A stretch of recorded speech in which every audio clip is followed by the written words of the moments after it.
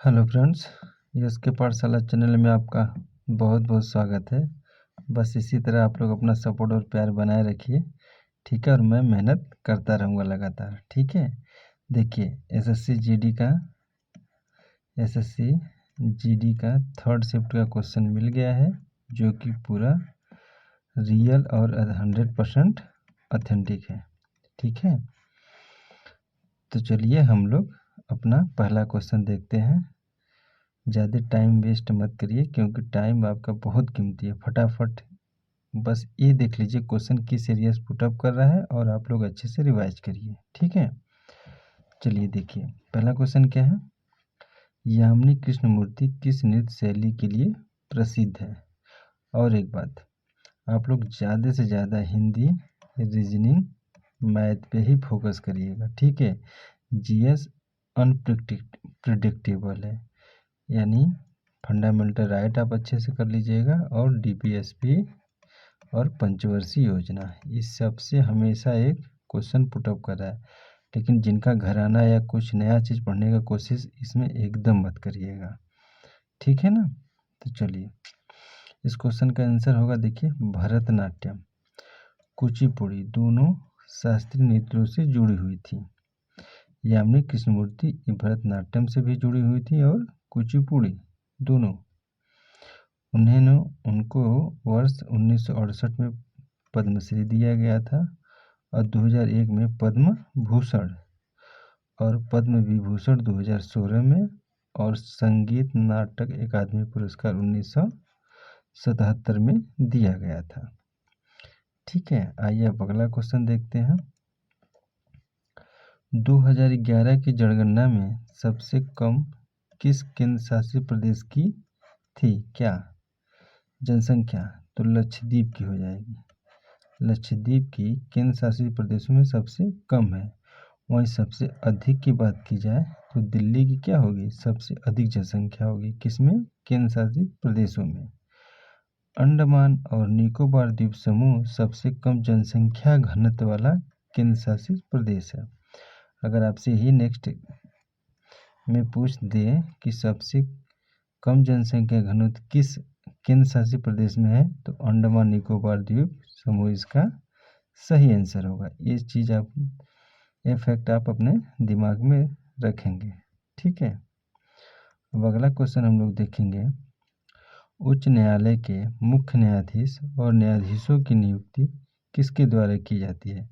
मतलब इसमें supreme court में टोटल इसमें 34 जज हैं, जिसमें 33 अन्य न्यायाधीश प्लस एक क्या है, CJI, chief justice of India. देखिए इनकी नियुक्ति कौन करता है, तो राष्ट्रपति करेगा, ठीक है। लेकिन इसमें 2 लोगों से सलाह लेगा, ठीक है। 2 लोगों से सलाह लेगा, एक सीजेआई से सलाह लेगा, और जिस हाई कोर्ट से इनको बुलाना है उस हाई कोर्ट के सीजेआई से लेगा, मतलब उस हाई कोर्ट के मुख्य न्यायाधीश से लेगा, ठीक है।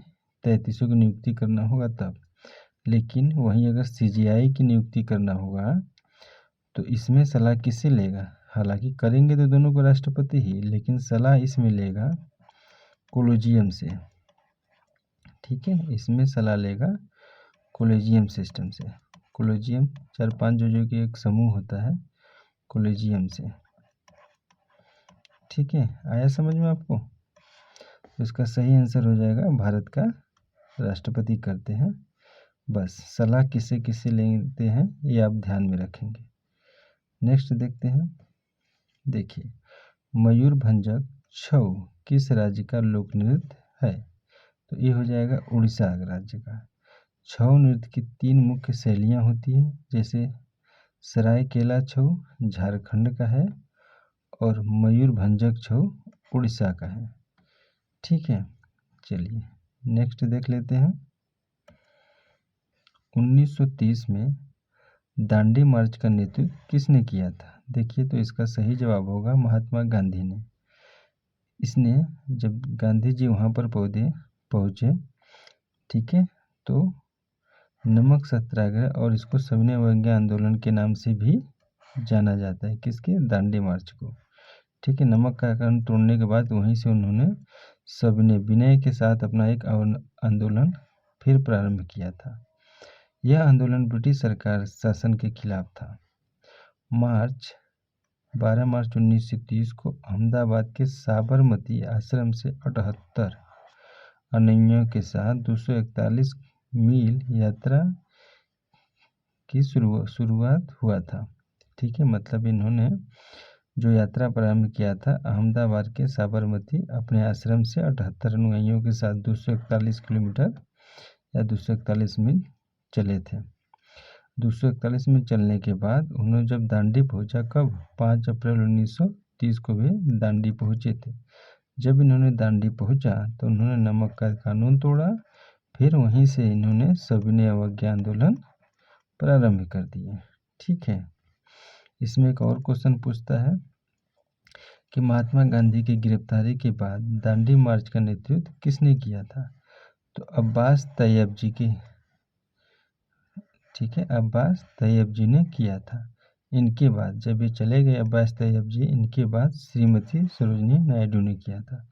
इस फैक्ट को भी आप लोग ध्यान में रखेंगे। नेक्स्ट देखते हैं, 1947 में संविधान सभा में कितने सदस्य थे? देखिए, भारतीय संविधान सभा में साल 1947 में कुल 389 मेंबर थे। इस फैक्ट को आप ध्यान में रखेंगे। इनमें से 292 सदस्य प्रांतीय प्रतिनिधि से चुने गए थे और भारत के विभाजन के बाद इन सदस्यों में से 299 ही बस भारत में रह गए थे। 389 सदस्य चुने गए थे, लेकिन जब पाकिस्तान और इंडिया का बंटवारा हो गया तो इंडिया में बस 299 ही रह गए थे। बाकी सभी लोग कहाँ चले गए थे? यहाँ चले गए थे, पाकिस्तान में। ठीक है, चलिए अगला देखते हैं। भारत के वर्तमान में केंद्रीय कैबिनेट पंचायती राज मंत्री कौन है? तो राजीव रंजन सिंह उर्फ ललन सिंह, ठीक है, पंचायती राज मंत्री हैं अपने। देखिए, कोई बच्चा ने पूछा था, पंचायती राज मंत्री न पूछ के पूछा था वर्तमान में नितिन गडकरी जो है 27 मई 2014 को इस पद पर कार्यरत है और वर्तमान में सड़क और परिवहन राज्य मंत्री के रूप में पूछा गया था। ठीक है, मतलब कुछ बच्चे बोले थे कि ये पंचायती राज मंत्री पूछा है और कुछ बच्चे ने पूछा था कि ये सड़क और परिवहन राज्य मंत्री पूछा था। अगर ये पूछा होगा तो इसका सही आंसर होगा नितिन गडकरी, और वो अगर ये वाला सही होगा तो इसका होगा राजीव रंजन सिंह। ठीक है, चलिए, टेनिस में सर्व करने का लिमिट कितना होता है?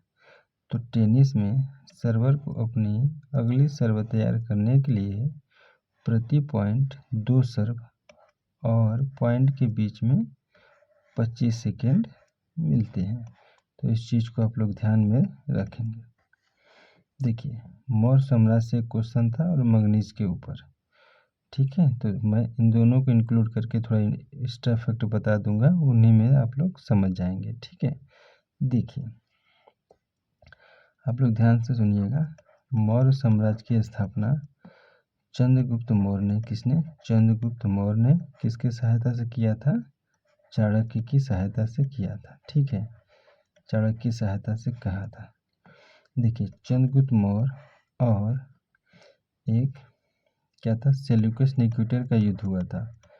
ठीक है, सेल्यूकस निकेटर, और जो मेगास्थनीज था ना, इसी सेल्यूकस निकेटर का राजदूत था मेगास्थनीज। यही जो मेगास्थनीज था, इस सेल्यूकस निकेटर का राजदूत था। जब भी चंद्रगुप्त मौर्य इस युद्ध में हारा तो मेगास्थनीज को ये किसके दरबार में भेजा था? चंद्रगुप्त मौर्य के दरबार में भेजा था।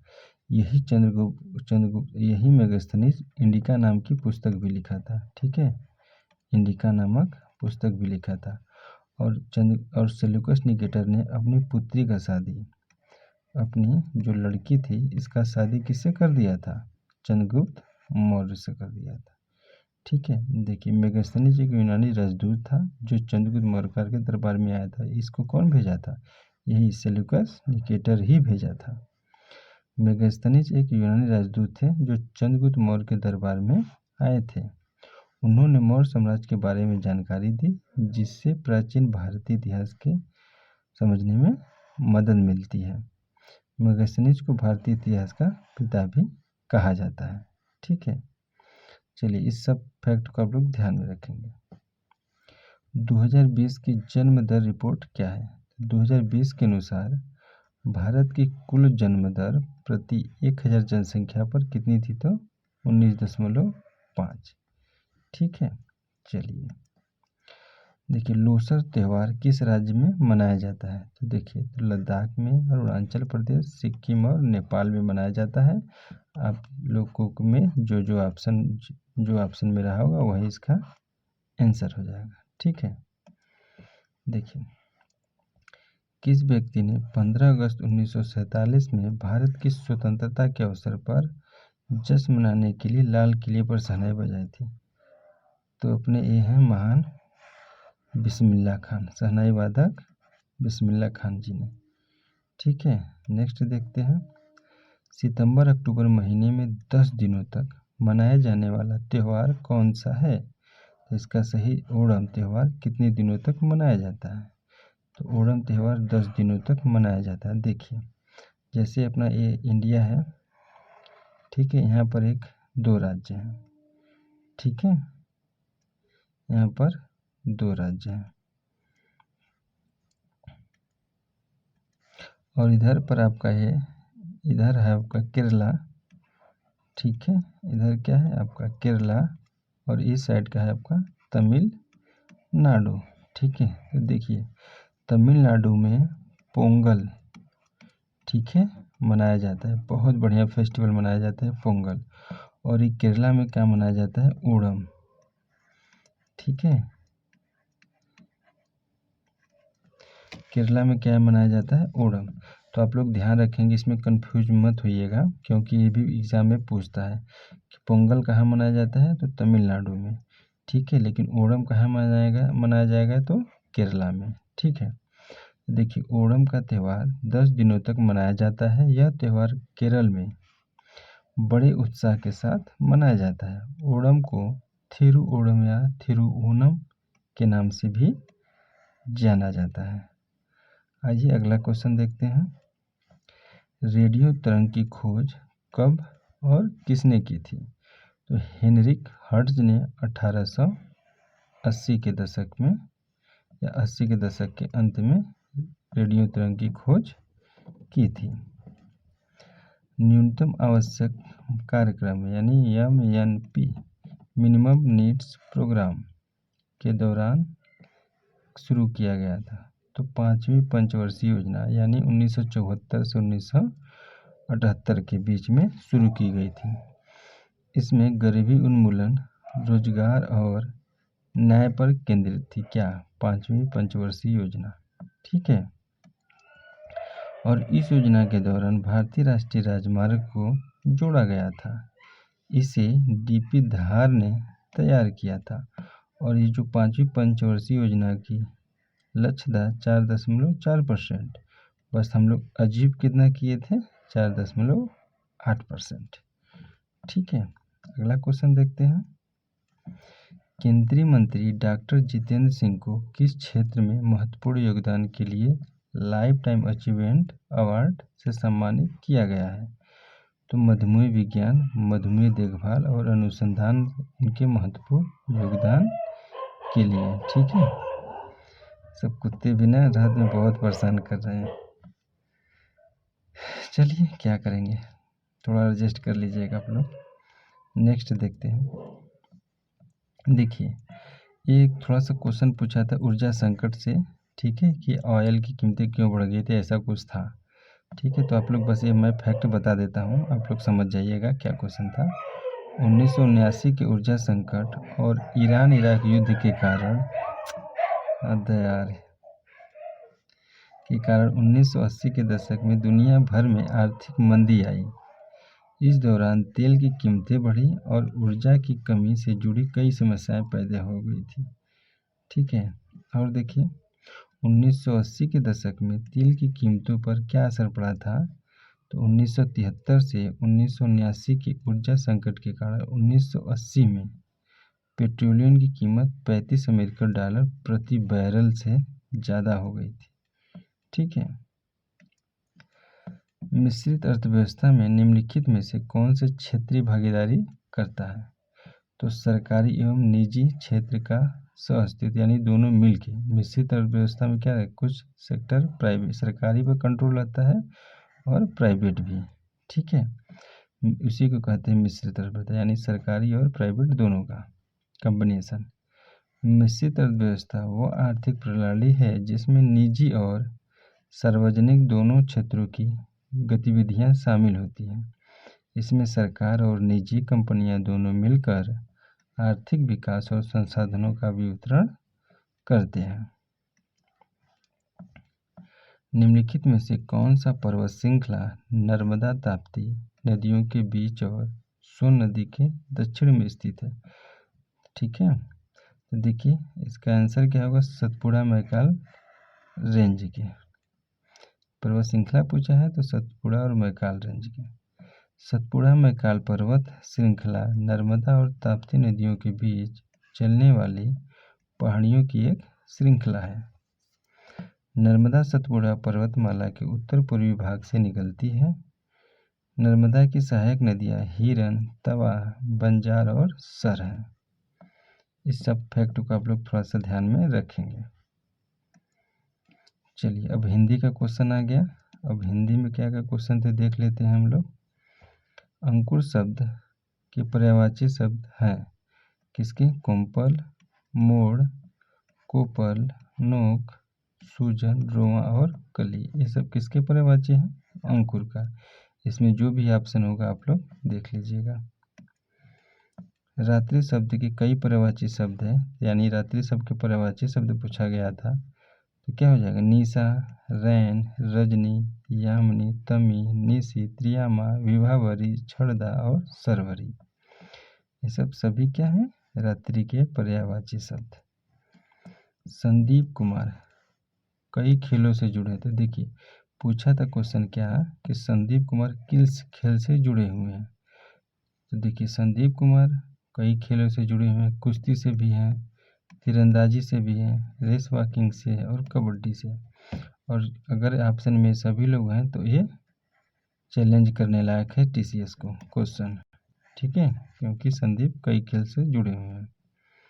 नेक्स्ट देखते हैं। देखिए देश जो भी एग्जाम हो रहा है उसमें हमेशा देशज और विदेशज से क्वेश्चन पूछ रहा है, तो देशज और विदेशज को हम लोग थोड़ा समझ लेते हैं। देशज शब्द क्या है? शब्द वे शब्द होते हैं जो किसी भारतीय भाषा से लिए गए होते हैं। देशज मतलब देसी, समझ रहे हैं ना? देशज मतलब देसी, मतलब भारतीय भाषा से लिए गए हों। और विदेशज मतलब वे शब्द होते हैं जो किसी विदेशी भाषा से लिए गए, उसी को विदेशज का मतलब विदेशी, जो विदेशी भाषा से लिए गए हों। इसका एग्जाम्पल हम लोग देख लेते हैं। देशज शब्द के उदाहरण है जैसे थैला, लग रहा है ना देसी, खिचड़ी, पगड़ी, काहे काहे, धड़ाम बग बग, ये सब क्या है? देशज शब्द के उदाहरण है, देसी लग रहा है भी। अब विदेशी शब्द के उदाहरण देखिए तो जैसे अदालत, देखिए लग रहा है ना थोड़ा सा ऑफिशियल टाइप। ऑफिसर, बुखार, हजम, इरादा, इरसारा, हलवाई, दीदार, चश्मा और डॉक्टर। चलिए देखिए हमेशा तद्भव और तत्सम से भी क्वेश्चन पुशअप कर रहे हैं, तो तद्भव और तत्सम से क्यों समझ लेते हैं। देखिए तद्भव क्या होता है? संस्कृत से हिंदी में आने पर शब्दों का रूप बदल जाता है तो उन्हें क्या कहते हैं? तद्भव। ठीक है, और तत्सम क्या आता है? जो संस्कृत से हूबहू उठा लिए जाते हैं। देखिए संस्कृत से ज्यों का त्यों लिए गए शब्दों को तत्सम शब्द कहते हैं। इस देखिए तो तत्सम शब्द का थोड़ा सा पहचानने का लक्षण क्या होता है कि आधा अक्षर इसमें होगा। क्या? आधा अक्षर होगा और ये बोलने में क्या होगा? इसको बोलने में कठिन लगेगा। जैसे देखिए आम्र कठिन लग रहा है ना, अब आम्र को आम बोलते हैं तो आम्र क्या होगा? तत्सम। ये कठिन लग रहा है और आधा भी है। उष्ण देखिए आधा है, कठिन भी लग रहा है, स्वर है षष्ठी, तो ये क्या होगा? तत्सम। तद्भव देखिए आग, खीर, बोलने में आसान लग रहा है। तो क्या हो जाएगा, तद्भव। ठीक है, चलिए ये पूरा क्वेश्चन जितना हमको मिला था पूरा एकदम रियल ऑथेंटिक 100% है। आप लोग अच्छे से देख लिए होंगे इस क्वेश्चन को और आराम से आप सो जाइए। फिर हम लोग कल मिलते हैं अपने नेक्स्ट एनालिसिस के साथ। तब तक आप लोग अपना ध्यान रखिएगा, मेहनत से रिवाइज करिए। इस साल आपको एक जॉब लेनी है। ठीक है, थैंक यू, बाय बाय।